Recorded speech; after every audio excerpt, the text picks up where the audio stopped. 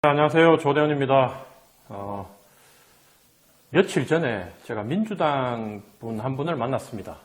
그분이 말씀하시기를 야, 요즘 정말 이준석 대단하지 않느냐, 저한테 얘기하시기에 뭐가 그렇게 민주당 사람들이 이준석한테 감동을 해서 그런 말씀을 하시냐 그랬더니만 정말 그 요즘 윤석열 대통령에 대해서 국민의힘 사람 중에 저렇게 대단하게 이렇게 이슈를 몰고 다니면서 지적을 하고 정권을 코너로 몰고 하는 사람이 있느냐, 이렇게 말씀을 하시더라고요. 그래서 내가 반은 맞고 반은 또 아닌 것 같다. 그렇게 이준석이 좋으면 민주당에서 제가 봤을 때는 이준석이 이재명보다는 훨씬 도덕적으로 또 흠결이 없고 살아온 과정이 깨끗한 것 같은데 차라리 이준석을 민주당에서 영입해서 대권 후보로 키우시는 게 어떠냐고.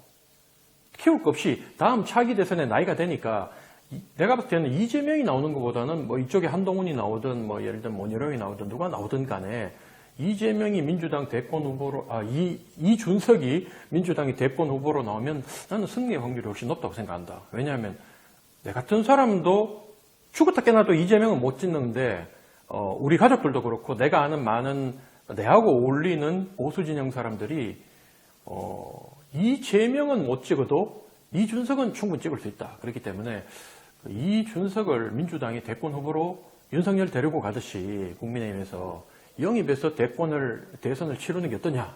그러니까 아무 말도 안 하더라고요. 그래서 내가 뭐라고 얘기했냐면 민주당에서는 젊은 친구들 하나도 국민의힘처럼 신인규든 천하람이든 이준석이든 이렇게 바른 말을 목내놓고 하는, 달라드는, 또 세력화하는 이런 운동이 전혀 없다 보니까 민주당은 미래가 없는 당인 건 맞다. 내가 봤을 때. 왜 그러냐? 민주당이 왜 그렇게 된 것 같느냐? 야당인데도 왜 야성을 잃어버린 것 같느냐?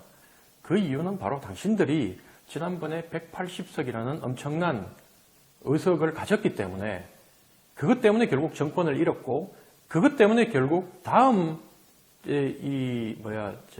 총선에서도, 다음 총선에서도 당신들이 결국은 더 많은, 나는 봤을 때 180석 이상을 할 것 같은데, 결국 그렇기 때문에 다음 대선, 2027년 대선에서도 나는 결국 민주당이 변화된 국민의힘에 질 확률이 높다. 그 국민의힘이란 당이 지금의 국민의힘은 아니고, 이제 국민의힘은 조만간 내가 간판 내린다고 수도 없이 얘기했잖아요. 이미 지난 4월 달에 뉴스버스에 기고해가지고 간판 내릴 날 받아 놓은 당이라고 얘기했을 때 국민의힘 관계자들이 저보고 그렇게 욕을 하고 제정신이 아닌 놈이라고 얘기를 하고 내부 총질한다고 얘기했는데 내 말대로 안 된 게 뭐 있습니까? 지난 총선 때 잘못하면 100석 무너진다고 했을 때 103석. 지금이라도 무릎 꿇고 삼보일배 하라고 얘기했을 때 그때도 내부 총질한다고 했는데 정말 마지막에 무릎 꿇고 사죄하고 얘가 103석 했잖아요. 103석. 그리고 내가 재보궐선거마다 다 결과에 대해서 심지어 우리 국민의힘 후보가 전주을 국회의원 재보궐선거 때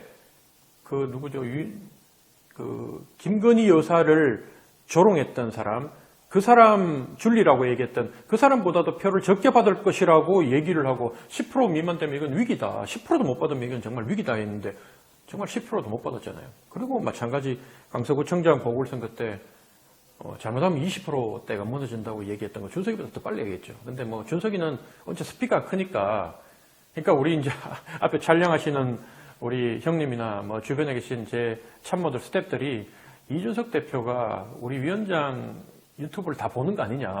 그대로 말 따라하는 거 아니냐. 심지어 지금 200석 얘기도 이제 드디어 나오잖아요. 근데 내가 얘기를 했던 거는 이준석이 내 걸 보겠냐. 그냥 상식선에서 일반적인 상식을 가지고 이 판을 읽을 줄 아는 사람, 조금이라도 지식 있는 사람들은 알 수 있는 내용이다. 근데 문제는 뭐냐면 국민의힘은 딱 두 가지 부류밖에 없다.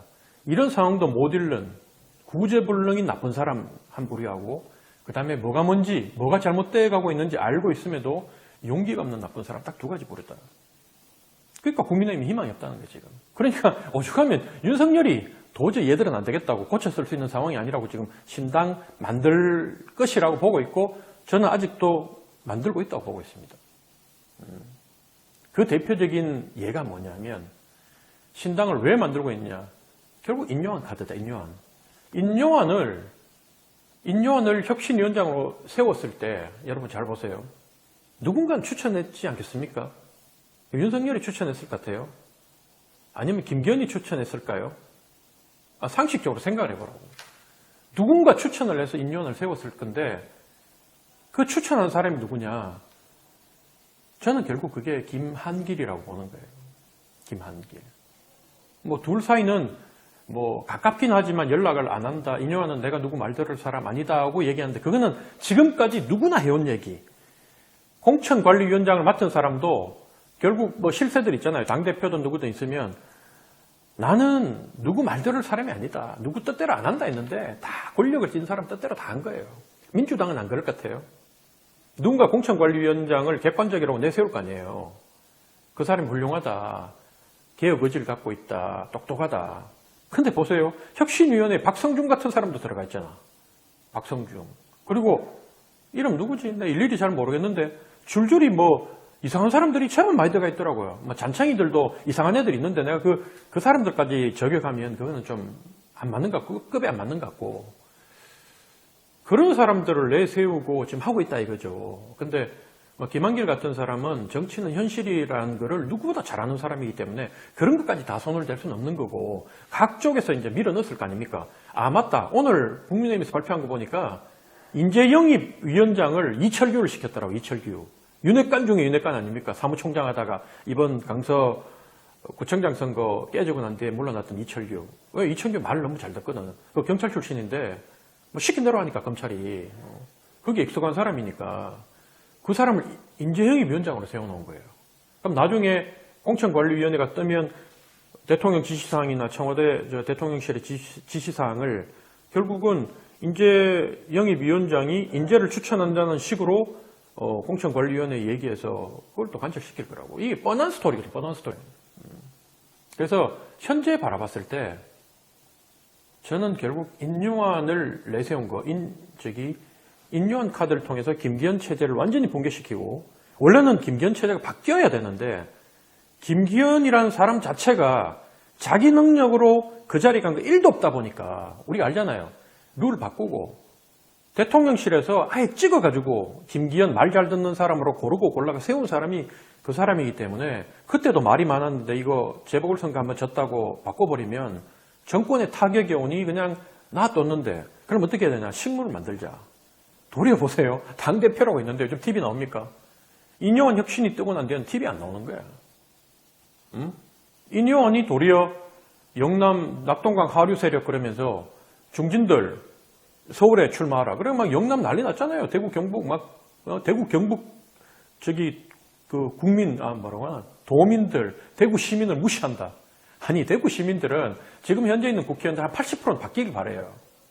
대구에서 3선쯤 했으면 아니 어려운데 가야지. 그 비례대표나 마찬가지 지역인데 무슨 짓을 해도 뽑아가 해주는데 안 그래요? 저는 기본적으로 옛날에 국회의원 3선 이상 연임금지법 이런 거 하자 그랬거든요. 저는 이미 10년 전에 내 책에 써놨던 내용이에요.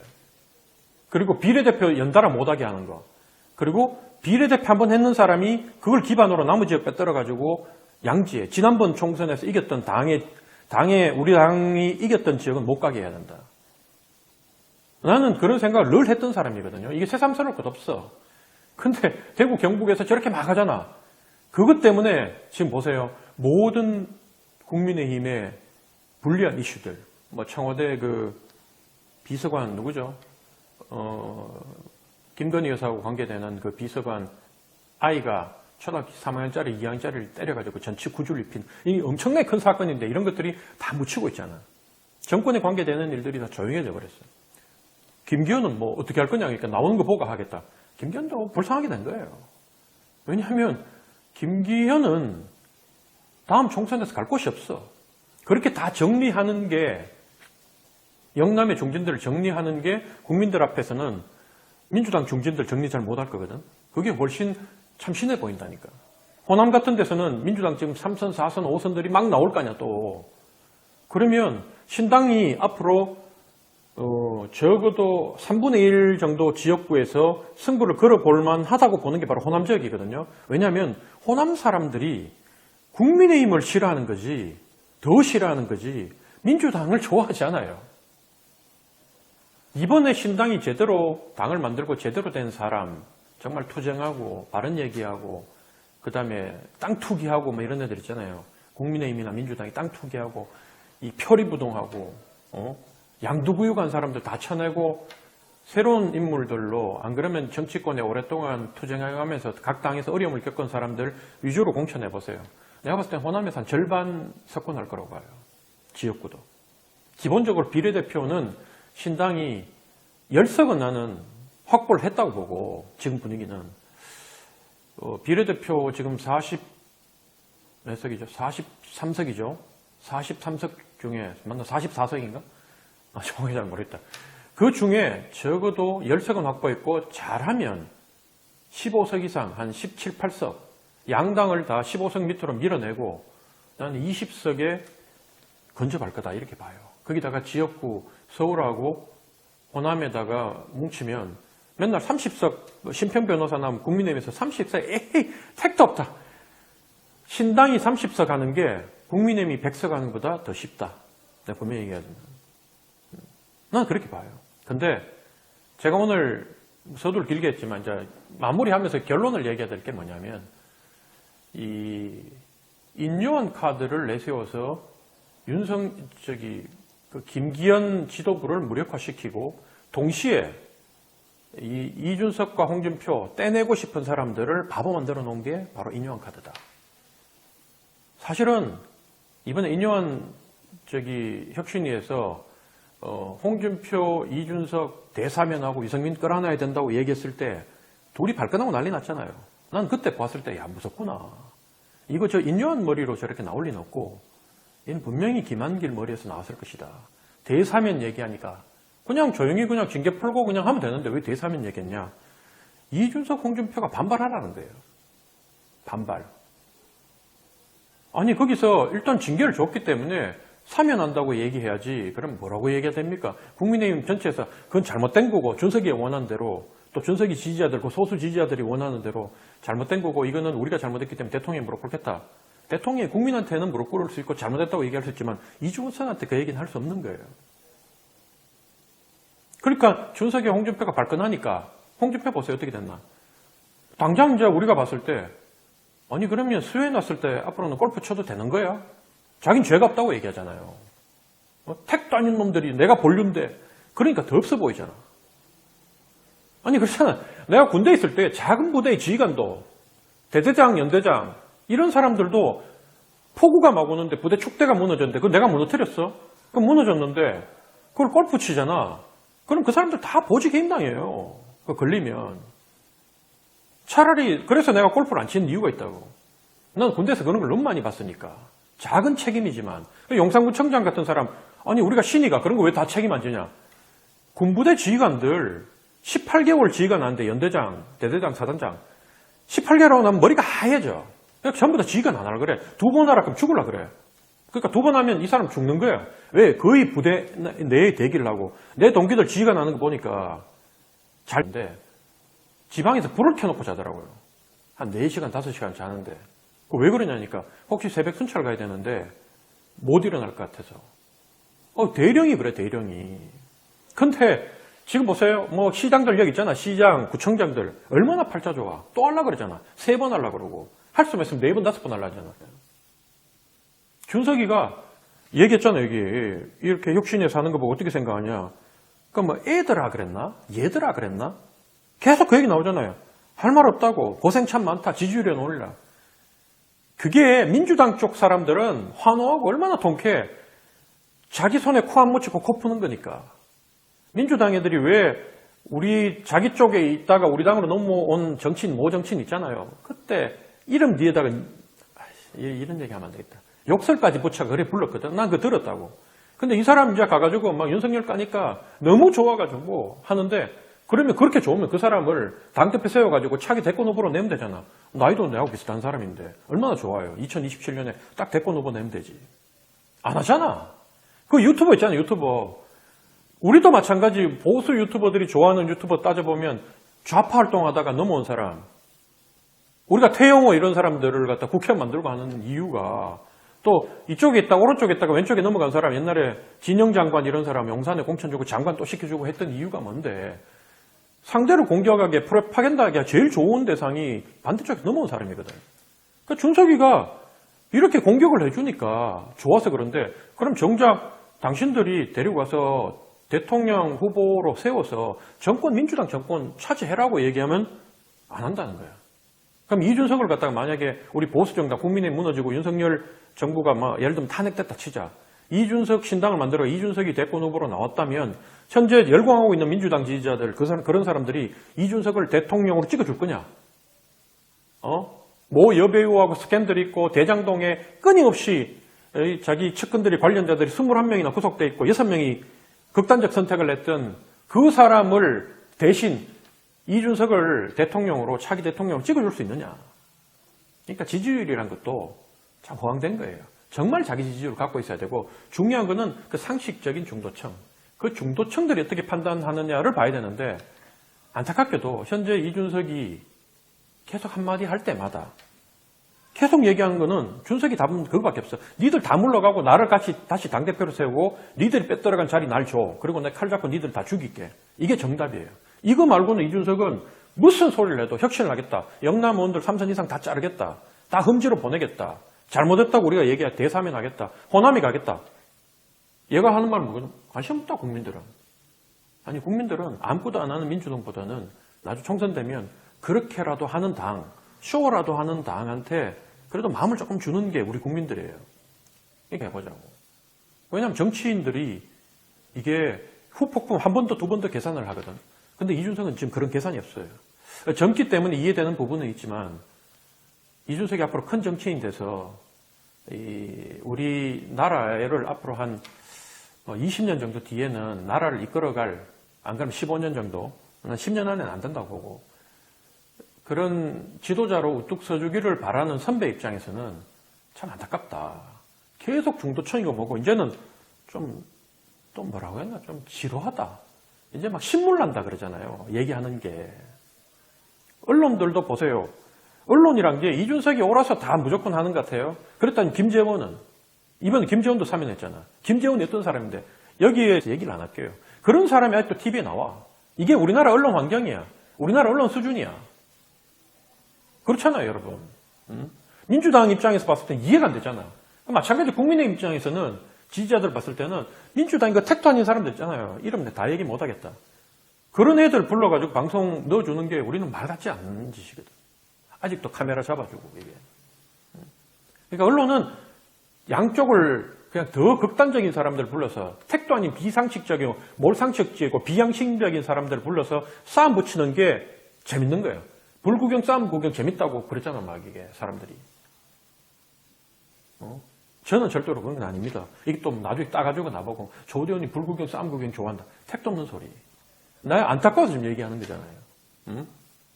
왜 그런 거를 불장난하고 그다음에 개싸움하는 걸 갖다가 그렇게 언론에서 잡아줘야 되느냐. 국민들이 한두 번은 그러니까 자꾸 그렇게 잡아주니까 양쪽 진영은 더 극단화되고 더 대립하고 싸우고 서로 막 미워하는 거 아니냐. 이거는 정치권만의 책임이 아니다.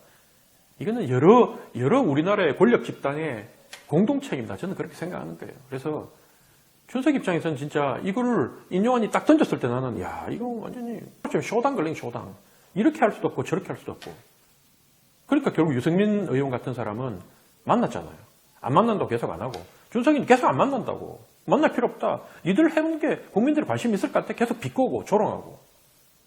그러면 국민의힘을 비판적으로 지지했다가 돌아선 사람들, 이 사람들이 갈 곳이 없어서 지금 무당층으로 빠져있는 사람들이 민주당은 도저히 이재명 있는 당은 지지를 못하겠고 그럼 이쪽을 지지해야 되는데 준석이가 계속 그래버리니까 나는 왜 걱정하냐면 준석이 신당이 결국 나올 거거든요. 이준석 신당, 유승민 신당 나와서 돌풍을 일으키기를 바라는 사람의 심정으로는 이준석 하는 행동이 신당이 얻을 수 있는 표를 계속 갉아먹고 있다. 제일 좋은 거는 이준석이 신당에 합류하고 근데 얼굴은 이준석이 대표가 되면 안 된다.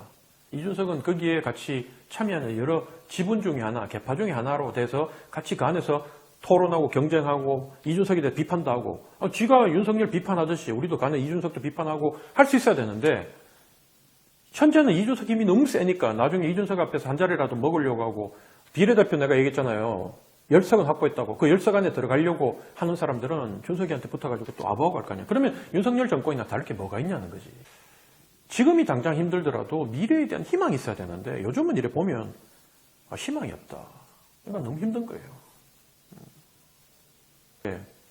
인요한은 결국 아바타고 대역 배우고 뒤에 김한길 통해서 윤석열 직접 움직이고 있구나. 이 싸움이 결코 쉬운 싸움이 아니구나.